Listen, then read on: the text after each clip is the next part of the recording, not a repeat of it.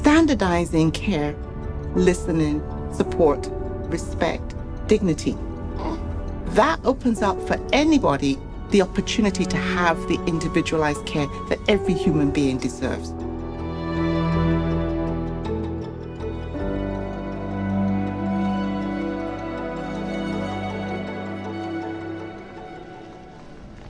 Hi, how are you? It's good to see you again. I just want to acknowledge what you guys pulled off here.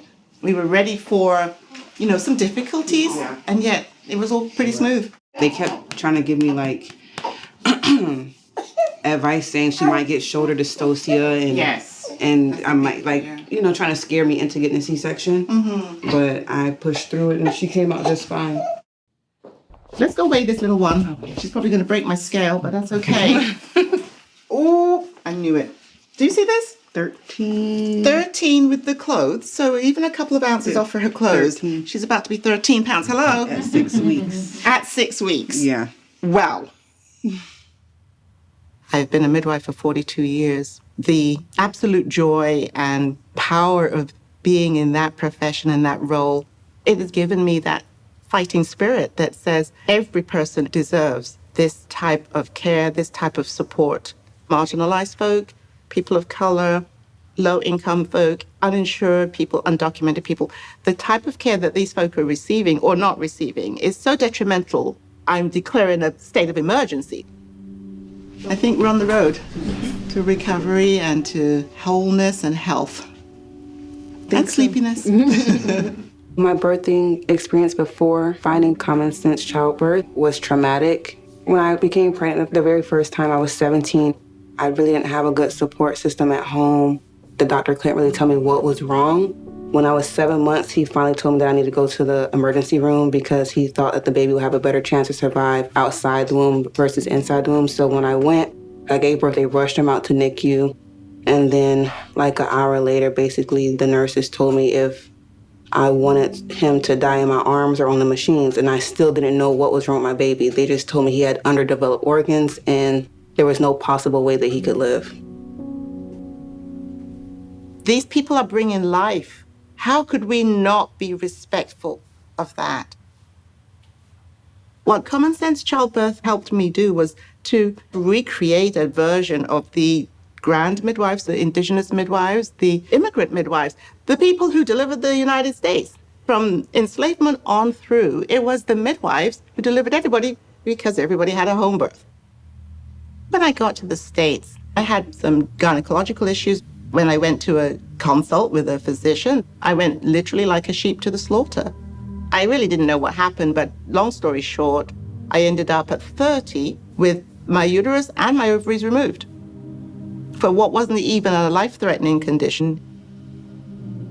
That was a pivotal moment. That still drives me to this day.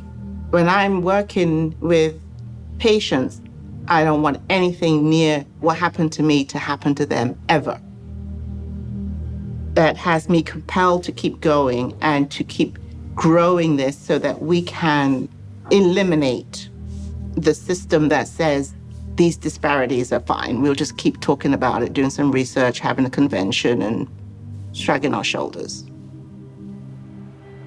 My wish for Black women, I hope that they don't experience anything that's traumatizing like I had to, and I hope that doctors and physicians and nurses treat us all the same with care and advocate for us because that's what you're supposed to do.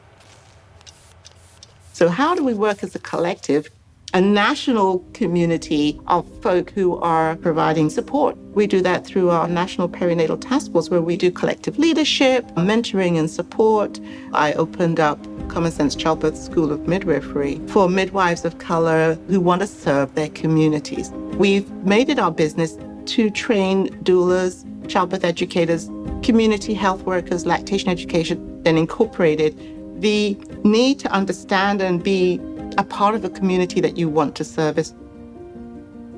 I am in my first year of midwifery school at Commonsense Childbirth. I am a very proud queer, BIPOC, full-spectrum doula, childbirth educator, certified perinatal educator, domestic violence, child abuse, and rape advocate for over 20 years. One of my sons said to me, he goes, "Mommy, do you really want to be a midwife?" My wife said to me, "When are you going to start?" And I was like, I don't know, babe. When I turn 50, I don't know. And it just so happened the first day of class was on my 50th birthday. So Spirit said, "Toma, this is where you need to be." So using everything that I've learned with doula work, it's a lot of energy exchange that we do. We try to be that safe space for people to be heard, to be seen. Jennie gives that accessible, respectful care. Everyone is treated with love, respect. I see hope through the students. It's always such a joy when students discover something like, "Oh my gosh, I think I found the foot." It just gives me so much pleasure because these are literal hands-on skills that can be passed on generation after generation. My granddaughter, who is 4, Amaya, I was able to deliver her myself. She was born here in my birthing center. It was spectacular. When she does come up to the clinics, she's in charge, she has her stethoscope, she's ready to go. It's so important to me to be able to pass this legacy on. I do this work because I love it. I don't know how to do anything else. I don't want to do anything else.